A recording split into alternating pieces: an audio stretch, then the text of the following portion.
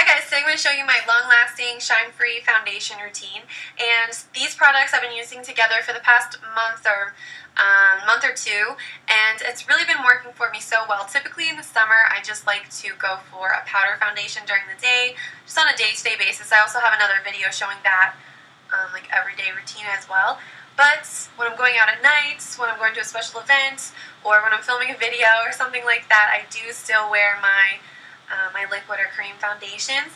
And the one I'm featuring in this video is the Revlon Colorstay Whipped Cream Foundation. I think this is amazing, especially in the heat of the summer, because it does give you really good coverage, but it doesn't feel like heavy or cakey, and it doesn't look super makeup-y when you step out into the heat. It doesn't immediately look shiny and like a mask. I've also been using some products from the Shine Control line from Neutrogena, and I'm going to show you how I use everything together.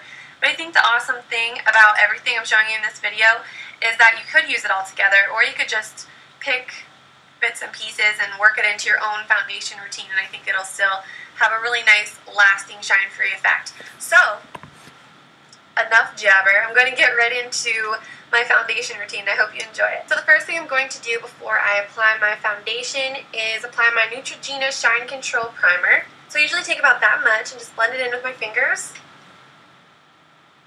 And the weird thing about this primer is that it actually feels kind of grainy when you apply it. It almost feels like a very, very light, almost like an exfoliator that would barely do anything, that would barely exfoliate at all. I think it's probably just whatever the active ingredient in the primer is, probably the rice protein complex, I'm guessing.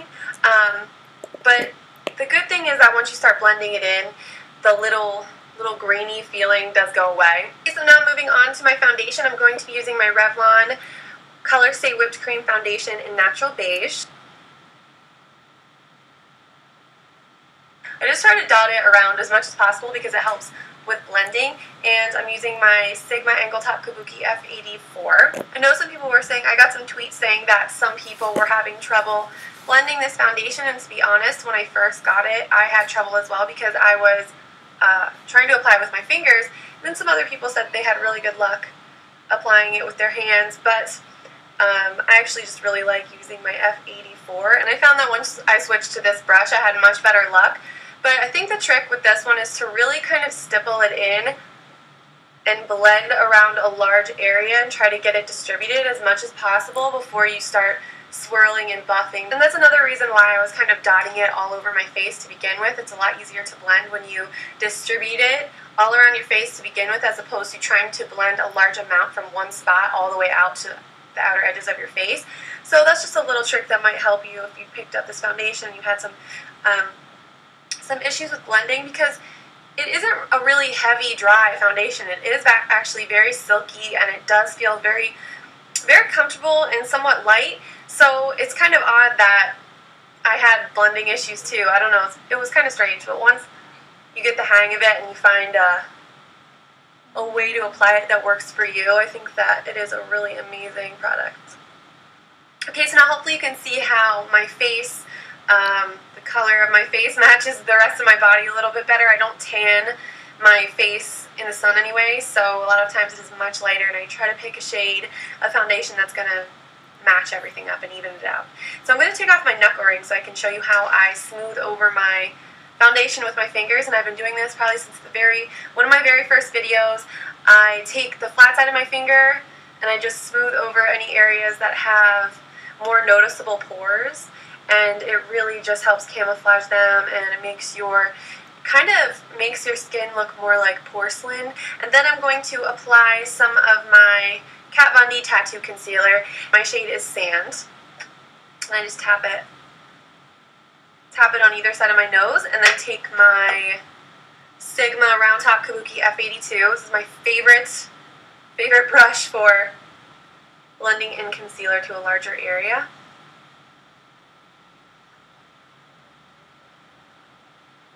And I just dab it.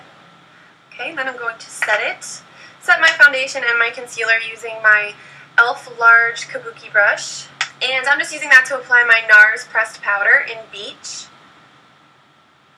Just going to lightly dab over all over my face. That way, if you start buffing right away, you might lift up some of that foundation or some of your concealer that you just applied, because it is wet and it'll create a little bit of drag on your brush. So I just like to make sure everything is dry to the touch before I start buffing.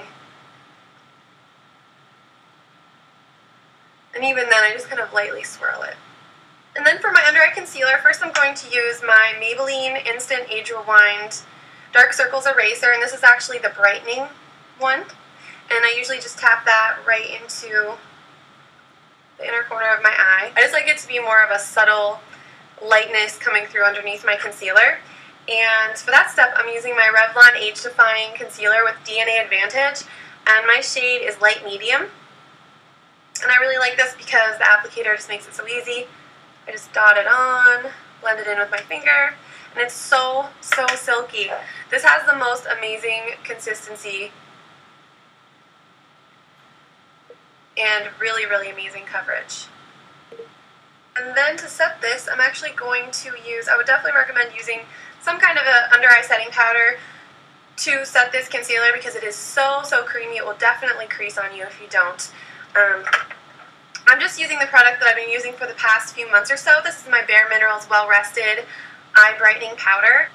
So what I do with this is I'll just get a tiny, tiny bit in the cap, get it on my E40 blending brush, and tap it off, and then just pat it right in.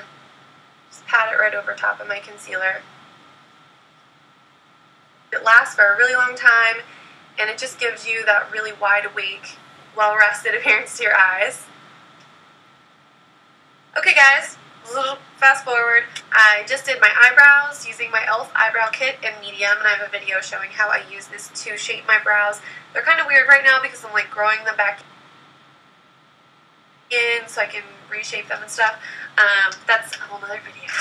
And I also used my NYX eyeshadow trio in Honeycomb to do my eyes, and then I'm just going to show you the products that I use, that I'm going to use on the rest of my face.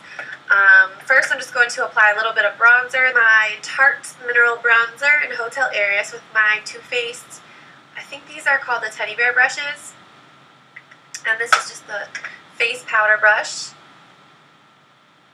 It's going to go around the outer edges of my face. I actually have a video all about how I apply my bronzers and different ways you can apply them and my favorite products and stuff like that, so I'll try to remember to link to that one below as well.